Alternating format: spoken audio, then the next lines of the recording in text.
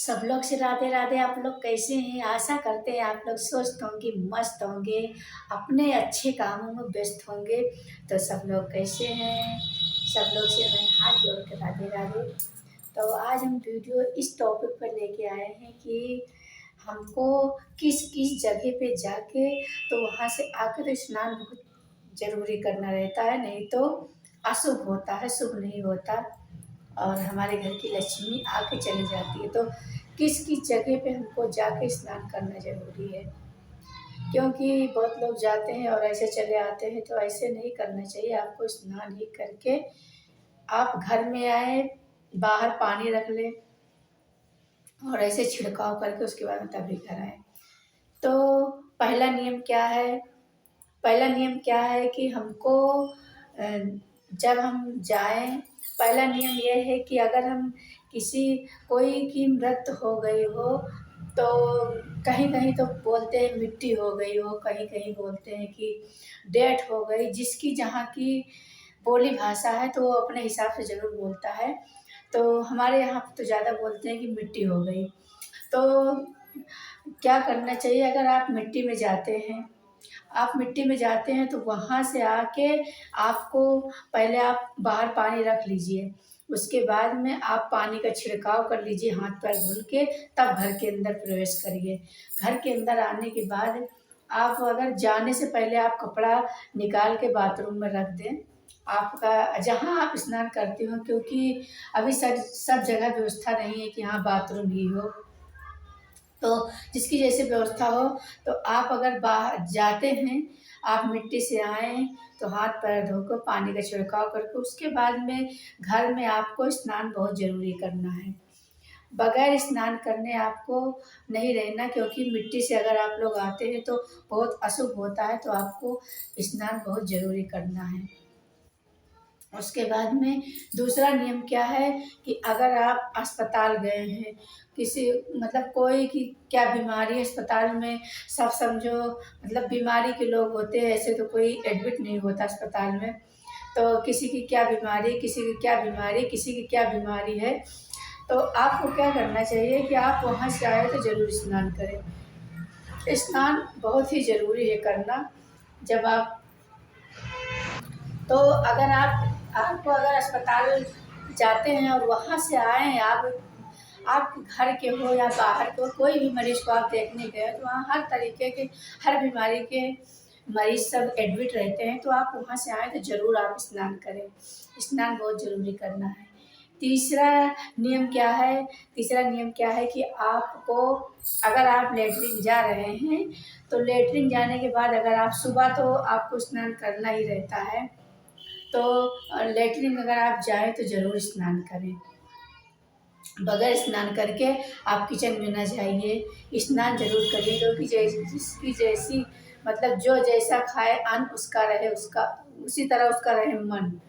तो जैसा अन्न खाएँगे उसी तरह उसका मन रहेगा। तो आप लोग ये 3 नियम हो गया और चौथा नियम आपको बता दिए हैं, 3 नियम बताए हैं। चौथा नियम क्या है कि अगर आप जैसे पुरुष लोग, महिलाएं तो स्त्री लोग तो जाती नहीं हैं मिट्टी देने। तो अगर पुरुष लोग मिट्टी देने जाते हैं तो आप लोग को वहाँ से आके स्नान जरूर करना है। तो चौथा नियम क्या है कि अगर आप लोग पुरुष भाई से बोल रहे हैं कि अगर आप लोग मिट्टी देने जाएं तो घर में आए तो स्नान जरूर करें। स्नान बहुत जरूरी करना है। बगैर स्नान के घर समझो पवित्र नहीं रहता, अपवित्र हो जाता है, शुभ नहीं रहता। अगर आप मिट्टी से आते हैं और स्नान कर लेते हैं तो समझो कि शुभ होता है, अशुभ नहीं होता, शुभ होता है। और नहीं तो ऐसे शुभ होता है। और स्नान करने का भी शुभ मुहूर्त जैसे बहुत ऐसी स्त्रियां हैं कि वो दोपहर में स्नान करेंगी, चूल्हा बर्तन कपड़ा सारा घर का काम झाड़ू हो जाए तब स्नान करेंगी। तो आपको इस तरह स्नान नहीं करना कि चलो सारा काम हो जाए, वही बासी, वही रात का एक दिन का पहले कपड़ा पहने वही किचन में घुस गई, वही तो ऐसे आपको नहीं करना। आपको सुबह उठ के सारा, हम आपको कई वीडियो डाले हैं, आप लोग वीडियो पे जाना और देखना।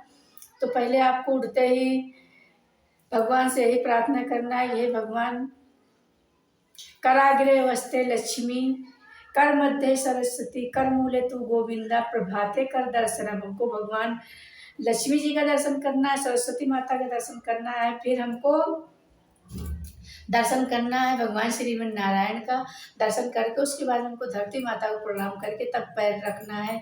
फिर हमको पूरे घर में झाड़ू लगाना है। झाड़ू लगाने के बाद फिर अपना स्नान स्नान करके आप अपना पूजा करिए, सूरज भगवान में जल चढ़ाइए और तुलसी माता को तो सारा कुछ आपको इस तरह स्नान करना, दोपहर में स्नान नहीं करना। कहते हैं कि हमारे बूढ़ बुजुर्ग कहते हैं कि जो सुबह स्नान करता है वो दूध से करता है, और जो जो दोपहर में स्नान करता है वो पानी से करता है, और जो शाम को स्नान करता है वो खून से करता है। तो इस तरह आपको ये भी 3 नियम का पालन करना है कि किस किस समय आपको स्नान करना चाहिए। सुबह ब्रह्म मुहूर्त में, आप लोग को पता है ब्रह्म मुहूर्त में स्नान करने से कौन सा फल मिलता है। हमारे लक्ष्मी माता सदा सदा के लिए घर में प्रवेश करती है, और जिस घर में समझो जिस घर में महिलाएं देर तक सोती हैं, 7-8 बजे तक सोती है, उसके बाद दोपहर में नहाती, तो उस घर में लक्ष्मी माता कभी नहीं निवास करती, कभी भी लक्ष्मी माता नहीं निवास करती। तो आपको सारी महिलाओं को यही पालन करना है कि आप लोग ब्रह्म मुहूर्त में नहाएं। अरे आप सुबह से 7 बजे तक नहा सकती है, लेकिन आपको दोपहर में नहीं नहाना, दोपहर में बिल्कुल ना नहाएं। इस तरह से आपके नियमों को पालन करना है, क्योंकि स्त्रियां ही घर की लक्ष्मी हैं, और स्त्री से ही घर बनता है। स्त्री अगर चाह जाए तो घर बिगड़ जाए, अगर स्त्री चाह जाए तो बन जाए।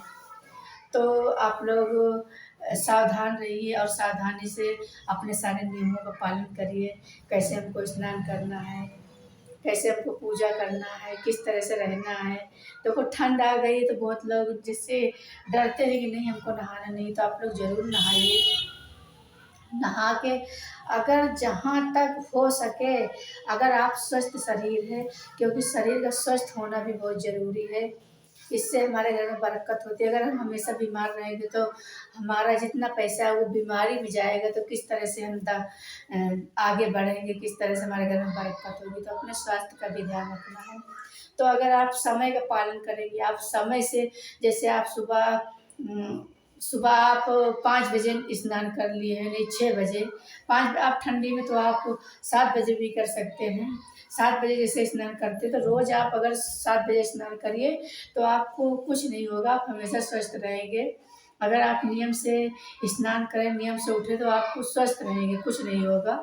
बगैर स्नान करे आपको किचन में कभी नहीं जाना, और खाना भी नहीं बनाना, यहाँ तक कि चाय ना बनाएं, नहीं तो घर में समझो बरकत नहीं होती। अगर आप बिना नहाए भोजन बनाते हैं तो वही आपके बच्चे खाते हैं तो उनकी भी बुद्धि बिगड़ती है। तो जैसा आपका अन्न रहेगा वैसा बुद्धि रहेगी।